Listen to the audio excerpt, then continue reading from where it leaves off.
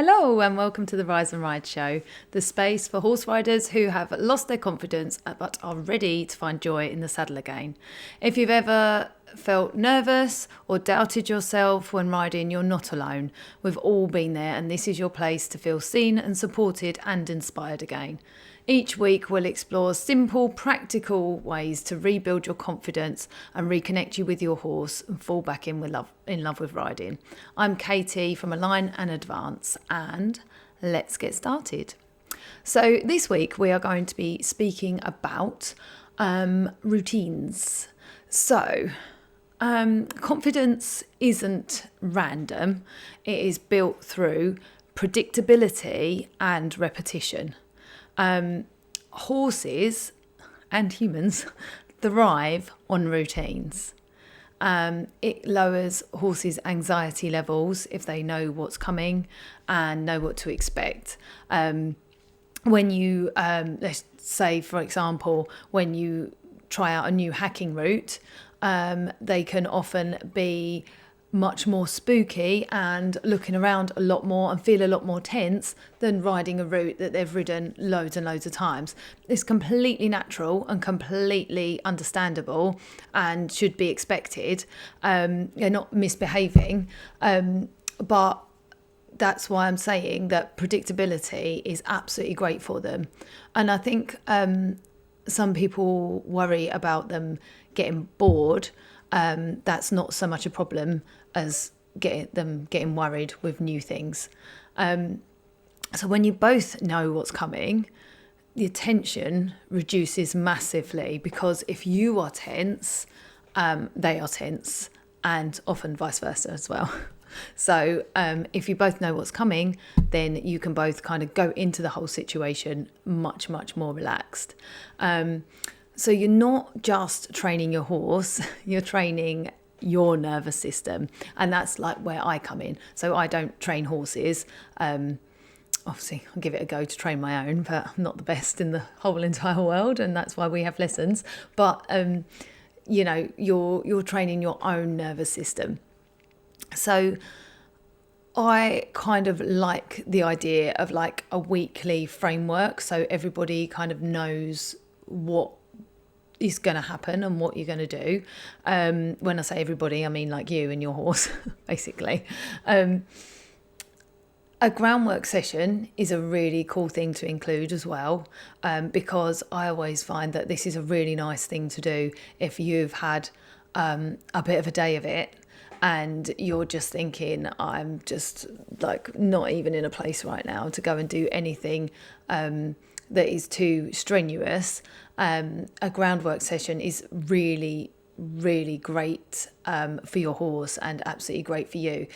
For them to work without the weight of a rider on top is really, really good for them. And also you can like see how they're moving and see how they are in the spaces around them. So it doesn't have to be like too much of a structured like session of groundwork. You can do anything. I'm just kind of learning some of the more sort of natural horsemanship type ways of doing groundwork. But if I'm gonna like not ride my horse, then I might just pop on his halter and then like walk him around our track that we've got at the yard. I've been doing this with him a lot because he gets nervous riding on his own, hacking and even riding around the track on his own. So I've been walking around the track with him a lot in hand, because he's obviously much more confident if I'm walking in front. So that is kind of really nice thing for both of us. You can go in the school, you can set up some poles, you can set up some courses, you can just do some like walking, stopping, small circles. It's all just really, really good exercise for both of you, and really good for your kind of connection and mental health, basically. So a groundwork session is a really, really good idea. Ridden sessions, like without pressure, it's really important sometimes just to go out and have a ride. we're working on some certain things with our horse at the moment.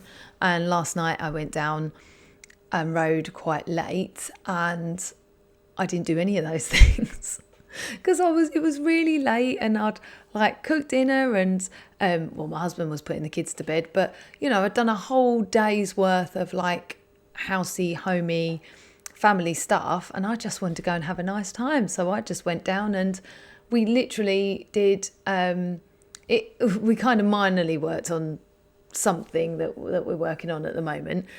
So we were just kind of doing transitions and 3-loop serpentines and decent shaped circles. And when you're focusing on a decent shaped circle, it is really, really good. He was really spooky last night because it was super windy, and so he was a little bit spooky. So when you're focusing on like the shape of your circle and everything, it's really good to kind of keep your mind on what you're doing. But we didn't do any of the tough stuff. We just went and had a really nice ride, and I thoroughly enjoyed it. So it's important sometimes just to kind of give yourself a little bit of a break. Another really good thing to do, like try and fit it in once a week, is a really nice long slow groom. And also like something fun, something that like you both really enjoy doing, that you do find easy, like a little hack on a really familiar route, or like I said, we've got the track at the stables, like just going around the track and just having a nice time, and doing it if you want to, and you've got the like opportunity to, doing it with friends, and just having a good chat. So that's really nice. So just going back to like the long slow groom, and this kind of relates a little bit to like the equine Reiki that I do. Why it matters is that it can release tension for both of you. It builds a positive association with you for your horse, that you're not always like rush, just flicking them over with a brush and then carrying on. Actually spending some time like making your horse feel good. I mean, if I had someone just like rubbing me gently for an hour, whew, lovely. It's like having a nice little massage, non-professional massage. And it mimics like social grooming and bonding behaviour, which is really, really important. So I always put a lot of importance on scratching my horse. He's a bit of a hairy boy, and he can sometimes get quite itchy. So we have like these little scratching sessions, and he goes to groom me back, and it gets a bit nerve-wracking when he starts to really like nibbling. But it's really nice bonding moment for you and your horse. It's low pressure for you. It rebuilds comfort with being close to your horse, and it helps you notice subtle changes in their behaviour as well. So if all of a sudden they don't like you, they've always been absolutely fine with you grooming them in one spot, and then they like suddenly they tense up when you get to that spot, there's like a little something going on there. So grooming is just so important, and obviously we all know grooming is important, but not rushing it is what I'm trying to say is important. And then also like in your subconscious mind, you are creating evidence that your horse is safe to be around and likes you and loves you, and without the pressure of riding, basically. I chat to my horse quite a lot. I chat to everyone quite a lot, so he's not going to get away with it, bless him. But like even like talking to them and breathing slowly while you're grooming and noticing their reactions, it's kind of like it just helps the good energy around you both. So like I touched on the groundwork sessions before, but if you just kind of go out and decide to kind of lead with intention, you're not just going to the field or going to the paddock or wherever you normally go, practicing your whole walk transitions, running together as well, trotting, it's really good. So, and simple exercises like circles or yielding, for the horse, like you get such clear communication from that. It's really healthy, and it builds respect without force. And also with your groundwork, if you do really well with it at home with the halting and walking, and then them walking behind you and learning that like kind of you can be their leader. It can really help also if you come into a tricky situation, if you're like out on a hack or something, there's something they don't like. I know some people just go, absolutely never get off the horse, but I get off the horse. So, you know, and if they've built that respect for you with you on the ground at home, then they're likely to respect that while you're out as well. It can help you kind of feel more in control, and it can like help you influence their movements like safely, you know, from the ground. And you're proving to yourself that you can communicate clearly with them without using like massive amounts of pressure, and that you can kind of be a bit more as one. With your ridden work, keeping it boring on purpose. You don't have to progress every single ride, unless you are obviously training for something big. When, you know, obviously things look a little bit different for people that are real competitors, but you don't always have to like come on leaps and bounds every single ride. And sometimes if you start off with without the focus of improvement, with like just maintaining the course, often the improvement then just comes because consistency is always going to bring about improvement. You know, if you are consistent with something, it's always going to get better. It just happens in everything that you do. Some rides just focus on rhythm, just so focus, like I said before, on the shape of your circles if you're schooling, calm transitions, just basically listening to each other. Confidence can be really built around the fact that if you just practice these basic things, then you know that you've just kind of got them in your tool bag, and you just get to know each other so much better. So it ends up with the riding and keeping things kind of really relaxed and natural with both of you. It creates like a cycle. So repetition sort of creates safety. So it kind of goes round in a circle. So, you know, you're calm when you get on, this is good. Your horse is then calm. Then you start to ride, things are going well, your horse feels happy, and then you feel more confident because your horse feels happy, and then you can carry on with that calm feeling and that calm breathing and all that, and then it just creates a really, really nice circle of like trust and confidence. And then that helps to rewire your brain into the fact that actually, yeah, I am safe doing this activity, and I don't need to just go into fight or flight mode willy-nilly because I'm just like getting on my horse. You know, your brain sort of sees the action of getting on your horse as a safe thing to do, because if you keep getting on in a heightened state, that is what your brain will come to expect, and it'll just be like, yeah, when this animal comes up and I stand on this mounting block, we're unsafe, and I'm just gonna like try and keep myself safe and tell you not to do this. So if you need to kind of keep mounting in a safe space, and in a good headspace, and then like that circle can develop naturally, and then every time that you go to get on, you'll be starting from this really good place, and then you can just continue round in the circle, which is good. You can also use anchors in your routine as well. A really, really good one is taking a deep breath before mounting.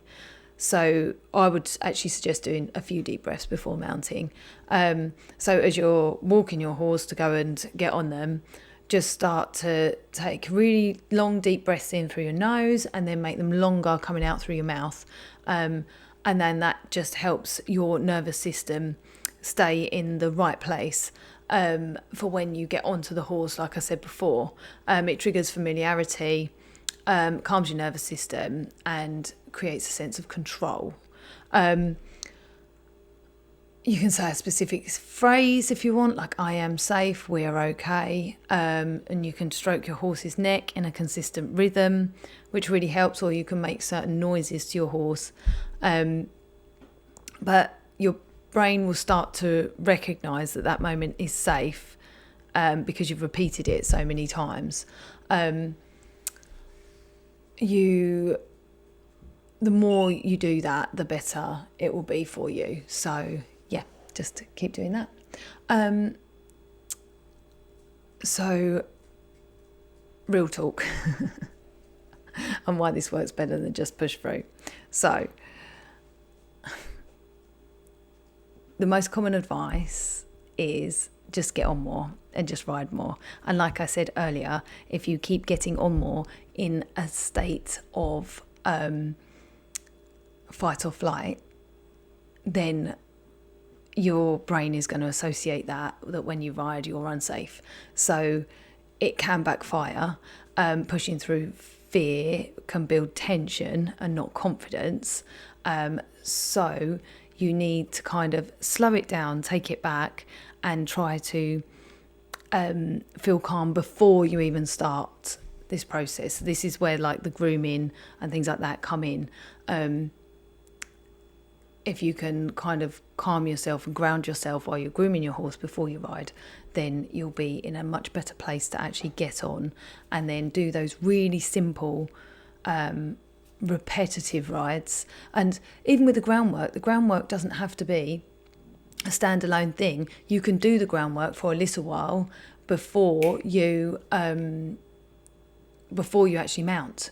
So, and then wait to mount until you've walked around a few times and you're feeling calm and feeling good. Do not get on until you're feeling that way, because if you get on in a heightened state every single time you ride, obviously sometimes things are going to happen, like maybe a competition, but if you get on like that before you ride every single time, then if you're nervous, then your brain is going to go, well, this is terrifying all the time. But if you can keep yourself calm, then your brain will say, oh, okay, then we're safe to do this. So just like an example of like a weekly routine, you could say like on a Monday, I have a really stressful day at work. I'm going to do some groundwork and take some time to reconnect. So do a nice long groom, go and do a little bit of groundwork, and then that's that. I don't know how often you ride a week. We have Tuesdays and Thursdays off because of my kids and school and homework and everything. So Tuesdays and Thursdays we don't go there at all, to the yard at all, and Toby gets a day off. So then Wednesday, it might be like, oh, we're going to go for a hack today, or we're going to go around the track. Friday we might do a bit of schooling, and then often on Saturdays have a lesson, and then Sunday might be a hack or schooling or going out or something like that. But it hasn't got to be really rigid, and it hasn't got to be set in stone. But if you've just kind of got these things that you like to do kind of roughly lined up before you go to the yard, then you've got like something to work towards. Whereas if you're feeling nervous and you get to the yard and you haven't planned what you are going to do, it is really, really easy to not do anything. Really, really easy to kind of just like the time, I don't know what happens to the time at yards, or barns, or whatever you call your space for your horse. I don't know what happens to the time we get there, don't we? And I say, I won't be long. See you soon to my husband, and off I go into the abyss, and I'm not back for hours and hours. And then, we've only ridden for like 35 minutes sometimes, and we've been gone for like 3.5 hours. But the time can go so quickly, and if you have got a bit of a plan in place, then you can get yourself and your body and your head and your mindset ready for what you are going to do with your horse. So if you have a little bit of a routine in place, I love to write things down. I've got notebooks everywhere. I'm terrible, but even if you kind of like wrote some things down of what you think that you might like to do with your horse that week and what would make you feel good, then at least you can. Sometimes you have to wait till you get to the yard. I understand that, because there aren't many people where we are, but we still kind of have to have a little conversation about, oh, are you going in the school or are you not? Or, we can share the school and go in together and things. Or and then you might get there and someone might say, oh, I fancy a hack. Do you fancy coming with me? But kind of have a little bit of a rough plan in your mind of what you want to do and when. And just try to stick to things that make you happy and your horse happy for a while. If you're in a state of worry at the moment with your confidence, and you're not feeling like how you used to about your riding, you kind of give yourself a little bit of a break and make these plans, and then just try to take like one step at a time forward.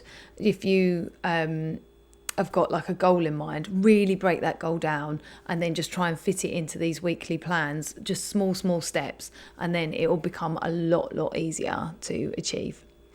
So I hope that helped, and I hope you have a good week, and I hope you enjoy all the riding and all the lovely things that you do with your horse this week. And yes, thanks so much for listening. I'll see you next week. Bye.